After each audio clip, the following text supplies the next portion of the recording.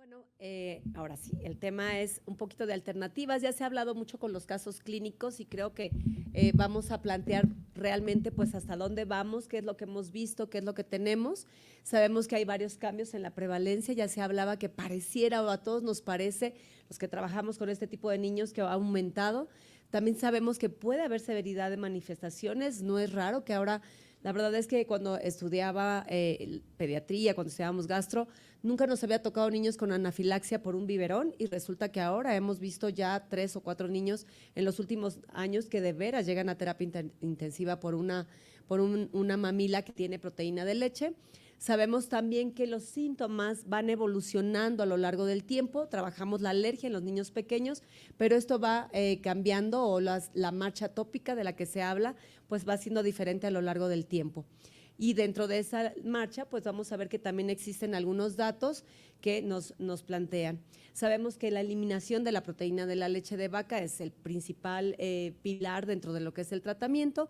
Cuando tenemos leche materna, no debemos quitarla de ninguna forma. Ya se plantearon en qué casos damos la dieta de restricción a la madre. Sabemos que hay controversias en que en algunos, sobre todo en Países Bajos, se habla de que una vez que el niño ya no tiene síntomas, la mamá vuelve a consumir los alimentos, sobre todo los niños que no son IgE, y entonces la mamá puede comer sin ninguna restricción y el bebé va a tolerar en algunos casos el que la mamá coma de esta forma y se plantea la posibilidad de que la mamá no tenga tanta restricción. Los niños que tienen fórmulas infantiles sabemos que pueden irse hacia lo que son las fórmulas extensamente hidrolizadas de caseína o las fórmulas extensamente hidrolizadas de proteínas del suero. Estas son las que tienen la mayor evidencia. Actualmente las fórmulas que están hechas a base de hidrolizados, ya sea parciales o extensos de arroz, están ganando algunos de los, bueno, están manejando alguna evidencia, sin embargo, pues todavía no alcanza la evidencia de las otras y estaremos pendientes de ver cómo se resuelve, qué planteamiento se tiene con estos niños que están entrando a fórmulas hidrolizadas de arroz. Sabemos también que cuando tenemos pacientes con alta o un paciente con un estado de alergia grave, entonces como una anafilaxia, como una esofagitis eosinofílica, enfermedad de Heiner, el FPAIS, obviamente los metemos o los podemos llevar a lo que es la fórmula a base de aminoácidos en el sentido de que es importante disminuir la reacción que está teniendo este bebé. Y hay algo que también creo que cuando hablamos de alergia siempre es importante puntualizar, que es la diferencia entre la alergia a la proteína de la leche de vaca y la intolerancia a la lactosa. Seguramente que en Colombia no creo que sea diferente a México, en el que muchas veces los pediatras nos mandan pacientes con diagnóstico de alergia a la proteína de la leche de vaca, el paciente verdaderamente la tiene y cuando le preguntamos qué come, nos dicen, es que toma leche sin lactosa. Entonces ya nos entra hacia todos el telele. Y entonces, ¿por qué sucede esta situación? Debemos recordar que ya hablamos de los eventos, o sea, ha estado hablando durante la mañana, los eventos adversos a los alimentos, muchos nos pueden dar eventos adversos, pero cuando hablamos de una situación en donde ya están involucrados todos los sistemas inmunológicos, pues obviamente es un tratamiento diferente. Recordemos que, por ejemplo, cuando nosotros tenemos una intolerancia a la lactosa, la situación o el problema básicamente depende en la luz intestinal, la deficiencia de la enzima. Pero, ¿qué sucede cuando nosotros nos llevamos a una reacción inmunológica? Obviamente la alergia alimentaria ya va a despertar todos estos mecanismos dentro del sistema, es decir, entran los antígenos al cuerpo, empiezan a hacer las reacciones entran a todo lo que es el torrente sanguíneo y se manifiestan en todo el cuerpo. Por eso es probable que tengamos manifestaciones en piel, en nariz, en estómago, etcétera. Entonces, de esta forma, tenemos que entender, como ya se ha planteado también, todo lo que nos lleva a tener una alergia. Ya se habló de los antibióticos, ya se habló de la dieta materna, en el sentido de que no vamos a restringir nada en el embarazo, pero sí un embarazo saludable, un embarazo libre de sustancias que nos puedan despertar respuestas inflamatorias, puede ayudar a controlar mejor el estado de los niños. El tener la leche de vaca, por ejemplo, de forma temprana, pues también nos puede alterar. Y algo que es muy interesante es cómo los seres humanos percibimos una alergia o una intolerancia.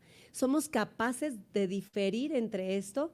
Y bueno, los estudios han marcado que prácticamente no. Alguien que siente una molestia con un alimento difícilmente va a decir si es por alergia o si es por intolerancia, y probablemente eso es lo que nos ha llevado a que se confundan estos dos términos y bueno, el tratamiento definitivamente es radicalmente diferente. Ya se habló de los síntomas de alergia a la proteína de la leche de vaca.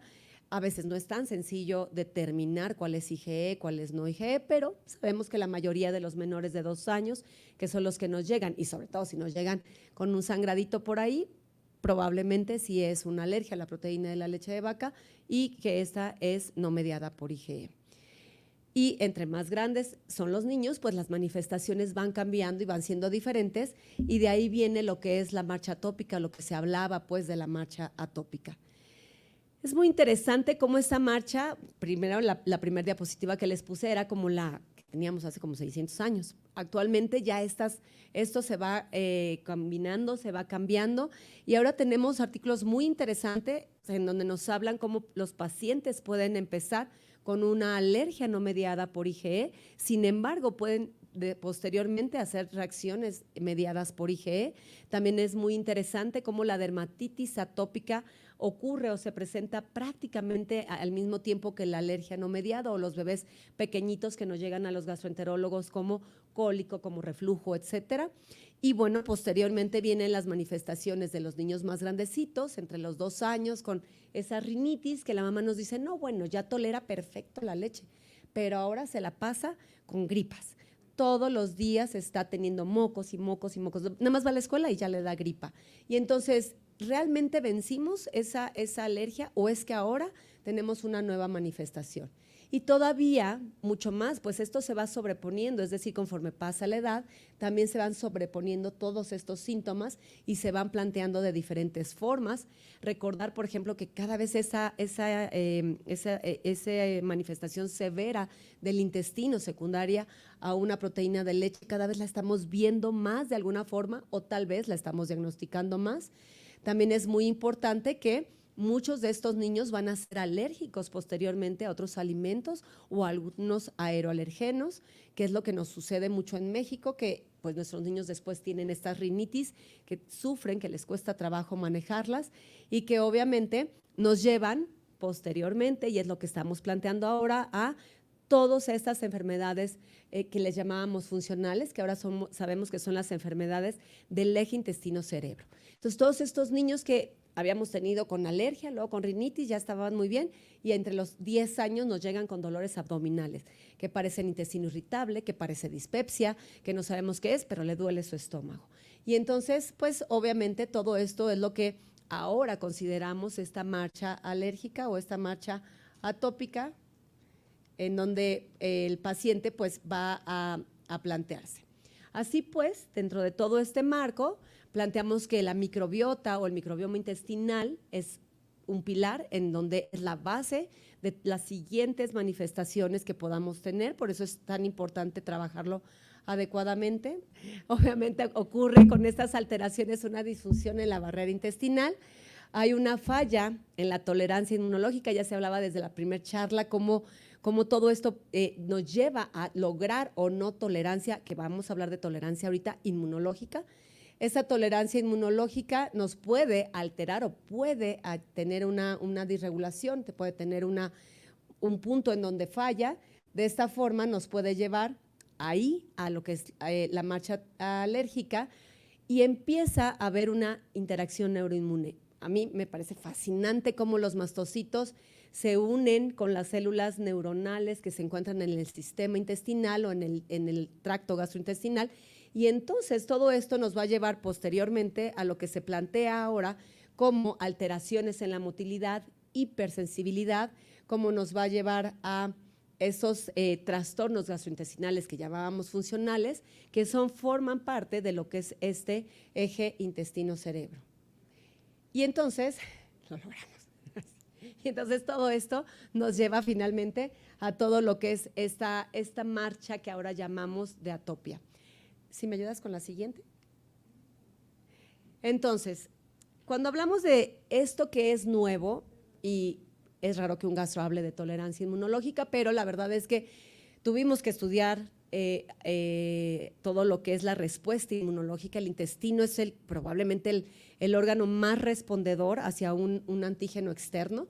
Parecería que es el intestino el que más está expuesto a todo esto, y obviamente se habla de qué sucede, porque incluso lo mencionaban, qué pasa con los horneados, qué pasa si la mamá toma algunos lácteos y le da leche materna, qué pasa si el niño toma, por ejemplo, fórmulas que tienen pequeños péptidos de proteína de leche contra aquellas fórmulas que no tienen estos péptidos. Todo esto está controversial, está en estudios, pero pareciera que esos pequeños péptidos que entran en el cuerpo de un niño con alergia, por ejemplo, un niño que está tomando una extensamente hidrolizada, ya sea de caseína o de suero de vaca, parecería que esos péptidos le dan cierto reconocimiento al sistema inmunológico, y entonces el niño podría reconocerlo y podría lograrse alguna tolerancia inmunológica más rápida que aquellos niños que no los consumen, por ejemplo, con dietas elementales o con algunas fórmulas que son de vegetales. Entonces, todo esto está en estudio y obviamente todo esto se relaciona también con lo que es la microbiota. También hablamos, por ejemplo, de la introducción o la capacidad de tolerancia a través de ciertos alimentos, que ya lo hemos hablado en las pláticas anteriores, y la inmunoterapia oral, que también ya se mencionó en la charla anterior, solo lo vamos a repasar un poquito.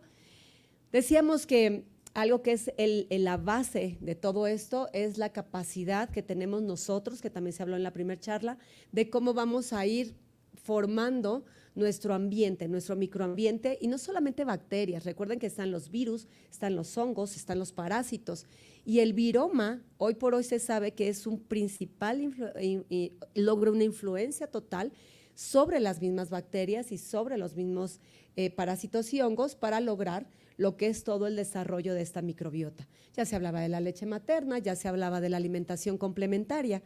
Y algo que es muy interesante o que se ha planteado en los últimos momentos es la importancia de la alimentación complementaria. Pareciera que tanto sabemos que la cesárea tiene un problemilla, sabemos que tomar fórmulas también nos altera la formación de la microbiota, pero la capacidad de diversificación de la microbiota ocurre principalmente en la alimentación complementaria. Entonces, eso es algo que tenemos que tomar muy en cuenta. ¿Qué sucede cuando se ha hablado de, por ejemplo, si vamos a usar probióticos, si vamos a promover algún tipo de tolerancia inmunitaria? Y esto es justamente porque se demostró que la microbiota pues, es diferente en unos o en otros tipos de niños. Sabemos, por ejemplo, que el lactante con alergia alimentaria tiene una microbiota diferente al niño que no tiene esta alergia. Y varias de las bacterias que están más involucradas son, por ejemplo, las bifidobacterias. Se han visto que se encuentran en mayores cantidades en los niños que no tienen alergia o no tienen estas situaciones.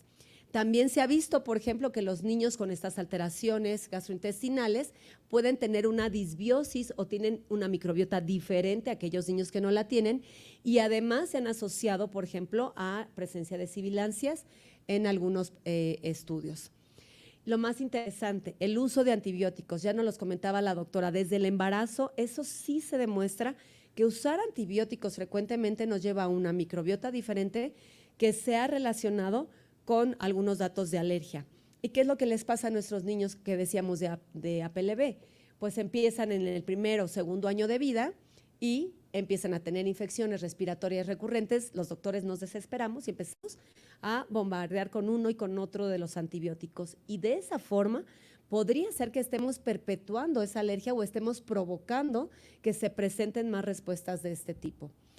También se ha visto, y está muy interesante, cómo los niños, por ejemplo, se han recolectado muestras de niños con alergia y niños o lactantes que son sanos, y entonces se ponen en diferentes ratas en el laboratorio, y lo que se ha visto es que algunas bacterias pueden proteger, o cuando se mezclan las bacterias de niños sanos en la microbiota de los niños que eran con alergia dentro de un ratoncito, entonces se había visto, se plantea que hay bacterias que pueden ser o pueden ayudar en la protección de esta alergia a la proteína de la leche de vaca, y de ahí pues todos los estudios que se han hecho. Primero se planteó en los niños con sangrados de tubo digestivo, en donde esa hematoquesia se podía resolver con uno u otras bacterias.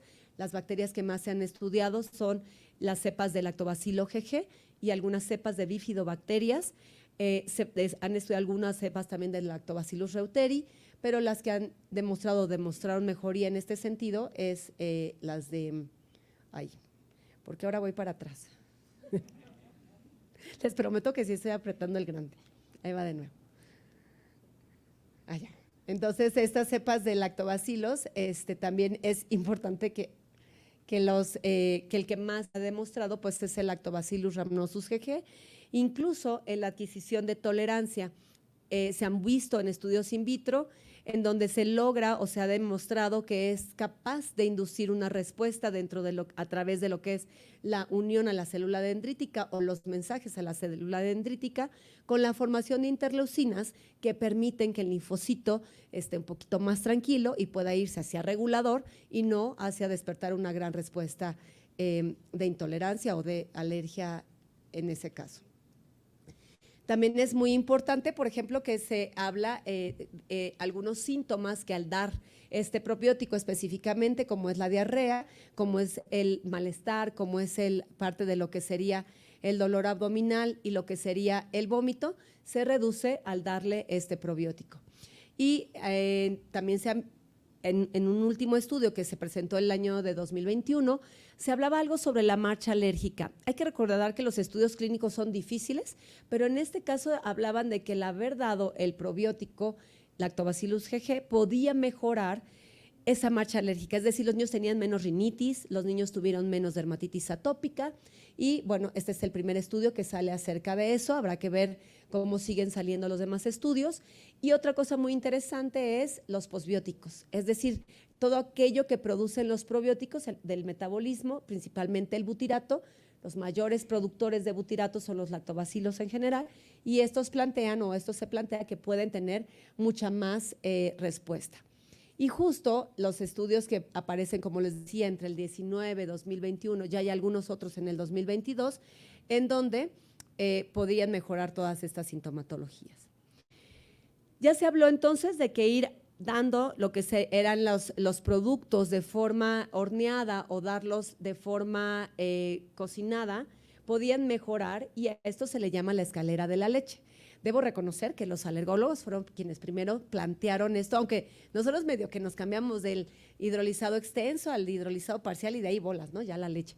Entonces, se plantea en varios estudios en donde el ir avanzando poco a poco en una escalera, como se le plantea, puede ayudar muchísimo a valorar si el paciente lo tolera y a determinar si existe o no una reacción en este sentido. Y así es que pues, se planteaba en el caso de cómo irlo haciendo. También, por ejemplo, el dar la leche materna con eliminación, se ha hablado, como decíamos, de dos puntos de vista. Uno en donde que la mamá consuma los lácteos, por ejemplo, el que la mamá tome estos alimentos, puede ayudar a que el niño tolere.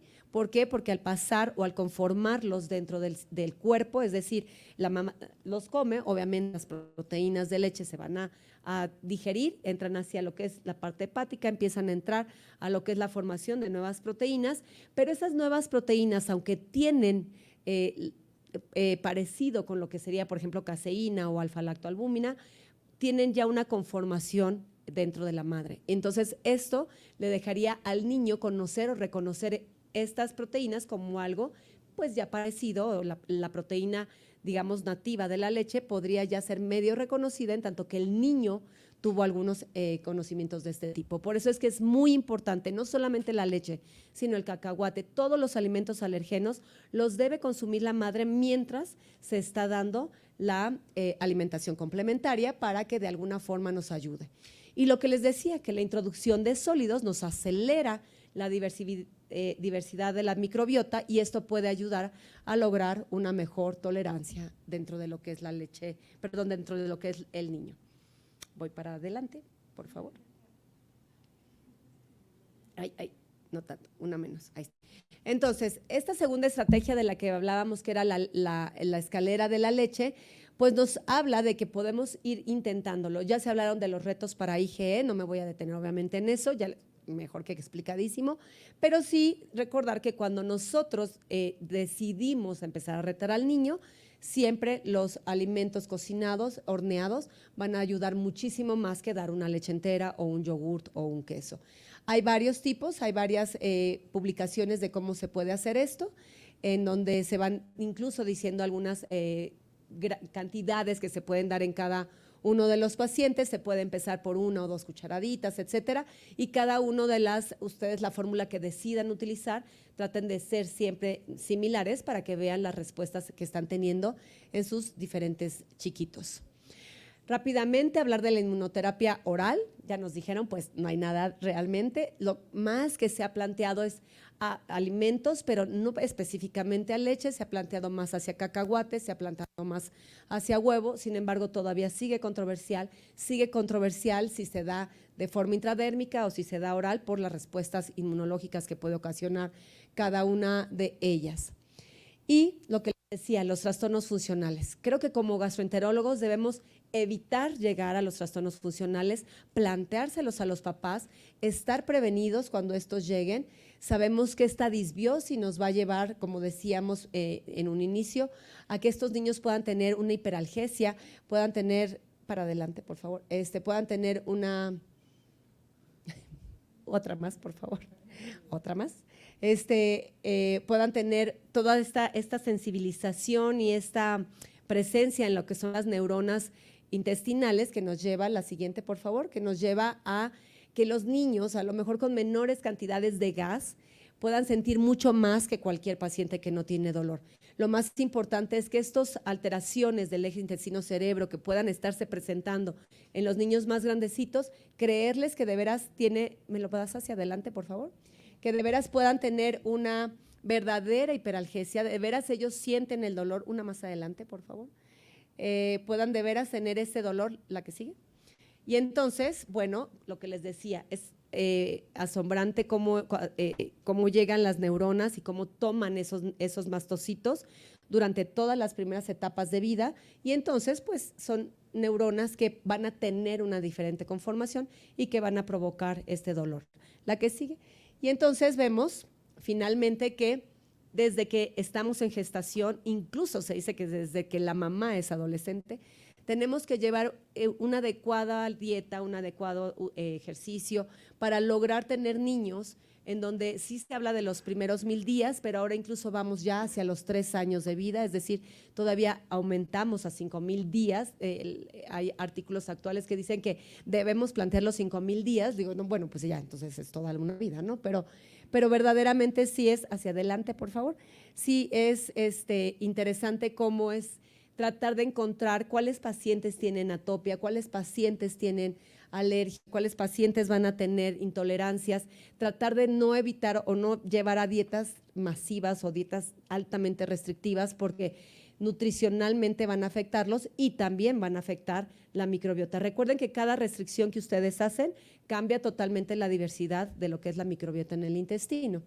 Y de esta forma sabemos que hay varias estrategias. Una de las más importantes es obviamente quitar los síntomas, pero al quitar los síntomas no se olviden del crecimiento y del desarrollo, no se olviden que restringiendo cualquier alimento van a quitar nutrientes macro y micro.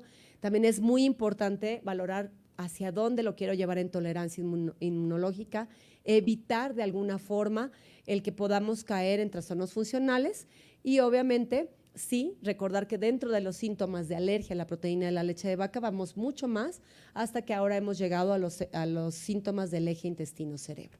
Muchísimas gracias.